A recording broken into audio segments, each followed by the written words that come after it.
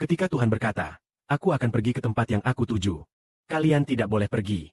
Saat Tuhan mengucapkan kalimat itu, salah satu murid yang paling dikasihinya, yaitu Simon Petrus, berkata begini, "Tuhan, kemana engkau akan pergi?" Yesus menjawab, "Tempat yang aku tuju, kamu belum bisa pergi saat ini. Tetapi kelak kamu akan ikut bersama aku." Petrus berkata, "Tuhan, mengapa aku tidak bisa mengikuti MU sekarang? Aku rela mengorbankan nyawaku untuk MU." Yesus menjawab kepadanya, "Apakah kamu rela mengorbankan nyawamu untukku? Aku benar-benar memberitahumu. Sebelum ayam berkokok malam ini, kamu akan 3 kali menyangkal aku." Yang sangat aneh adalah, bahkan murid yang paling dikasihi. Malam ini, murid yang paling dikasihi itu lagi-lagi enggan mengakui Tuhan. Jadi, apakah orang yang menyangkal Tuhan 3 kali itu rela menebus dosanya? Apakah ia juga mau mengasihinya? Sungguh aneh, ya. Alkitab berkata demikian. Rasul Paulus berkata, "Saat kita masih berdosa, Kristus telah ditetapkan mati karena dosa-dosa kita." Kasih Allah dinyatakan lagi. Tuhan Kristus datang ke dunia benar-benar untuk menyelamatkan orang berdosa. Tetapi Petrus ini telah bersama Tuhan begitu lama. Malam itu, ia akan menyangkal Tuhan 3 kali. Akankah Tuhan karena Petrus menyangkalnya 3 kali, maka mengabaikan Petrus, dan tidak lagi mengasihi Petrus? Apakah begitu juga dengan anggur? Tepatnya tidak. Dan lagi, Tuhan Yesus datang ke dunia, yaitu untuk menebus dosa orang-orang yang menolaknya. Untuk menebus dosa orang berdosa. Untuk menebus dosa mereka yang meninggalkan Allah. Ketika kita berkata bahwa melakukan dosa dan menghujat Allah, itu berarti kita telah meninggalkan Allah. Untuk menebus dosa orang yang mengingkari Allah.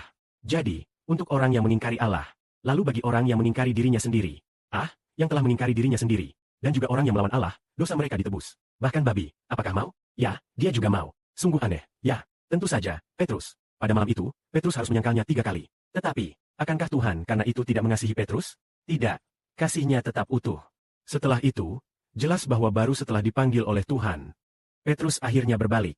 Tetapi, setelah Tuhan bangkit dari kematian, selain menampakkan diri pertama kali kepada Maria Magdalena, Tuhan, selain kepada Maria Magdalena, justru menampakkan diri terlebih dahulu kepada Petrus. Dan nampaknya Tuhan telah mempercayakan beberapa hal kepada Petrus untuk menguatkannya, agar Petrus menjadi kuat. Bahkan Tuhan berkata, "Simon, Simon, Satan, jauhlah daripadamu. Kamu bagai penyaring gandum.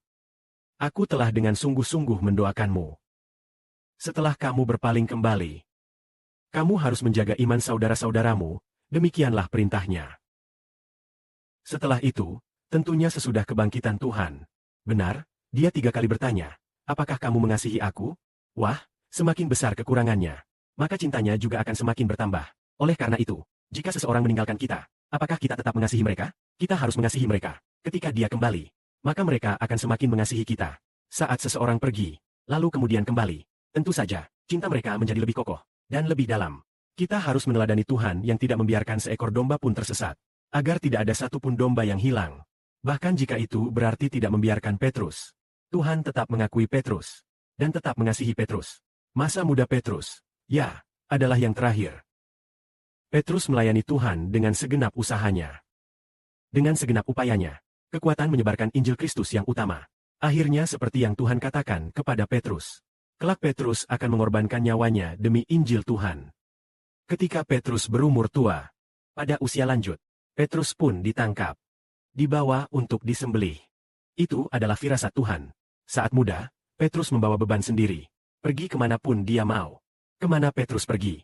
Dia pergi untuk mengunjungi dan menggembalakan para domba Tuhan Kristus. Kemudian, saat tua, Petrus kembali ditangkap karena Tuhan. Dibawa ke tempat penyembelihan. Dengan begitu saya pikir Petrus pernah 3 kali menyangkal. Namun Tuhan karena cinta yang dalam kepada Petrus. Kemudian Petrus merasa sangat menyesal. Jadi cinta dan pengabdiannya makin dalam. Memuliakan Bapa dalam pengabdiannya. Amin.